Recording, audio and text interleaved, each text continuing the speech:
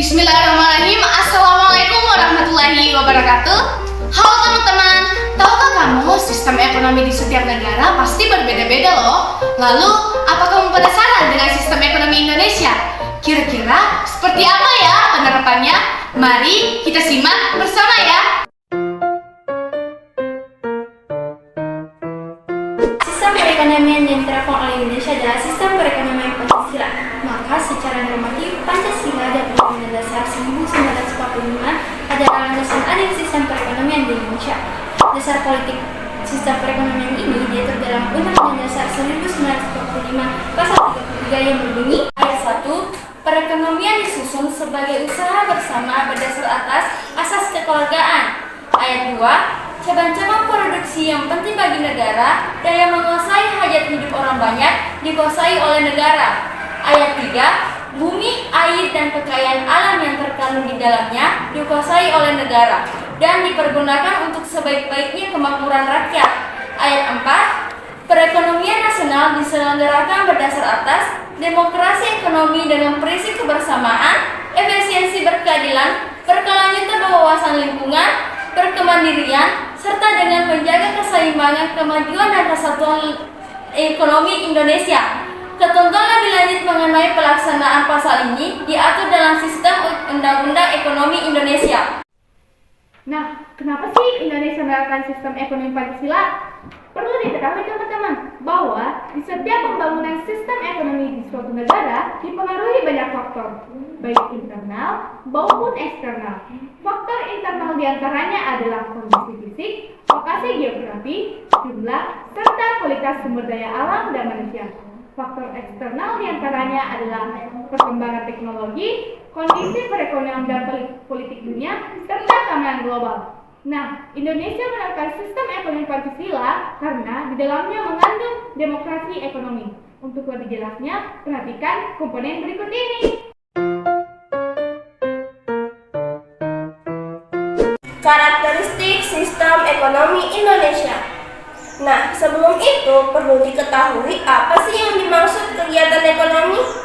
Kegiatan ekonomi merupakan kegiatan bersama atau gotong royong yang mengedepankan hubungan kekeluargaan. Cabang-cabang yang bersifat strategis dan merupakan hajat hidup orang banyak dikuasai oleh negara. Alasan pemerintah menguasai produksi barang-barang strategis baik yang ada di tanah air Indonesia adalah semata-mata untuk kemakmuran rakyat. Indonesia menggunakan sistem ekonomi campuran disebut juga sistem ekonomi Pancasila. Kegiatan ekonomi yang dilakukan harus memiliki prinsip berkelanjutan dan berwawasan lingkungan. Pemerintah juga mengawasi kegiatan yang dilakukan swasta secara umum agar terhindar dari praktik monopoli yang merugikan serta mafia perdagangan.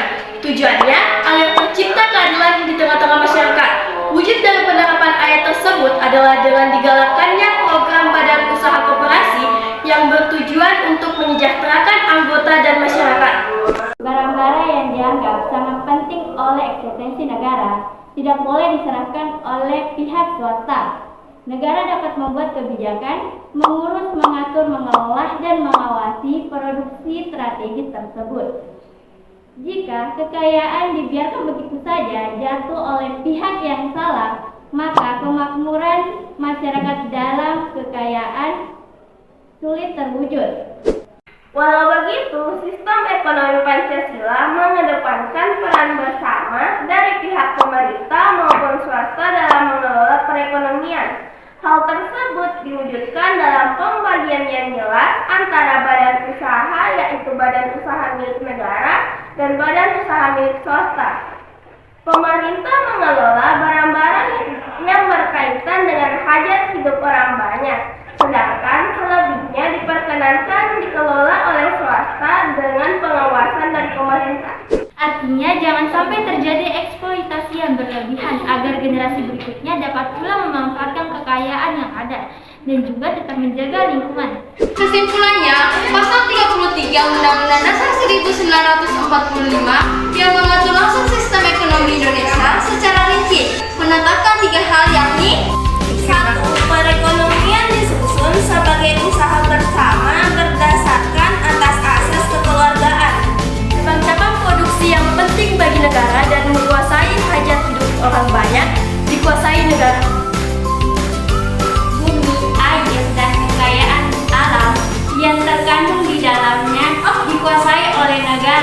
dan dipergunakan untuk sebaik-baiknya kemakmuran rakyat. Nah, itu tadi materi yang kami sampaikan tentang sistem perekonomian Indonesia. Semoga kalian dapat memahami apa yang kami sampaikan tadi. Sebelum ditutup, saya punya pantun nih. Ada setan makan terasi. Cukup sekian, terima kasih. Wabillahi taufiq wal hidayah. Wassalamualaikum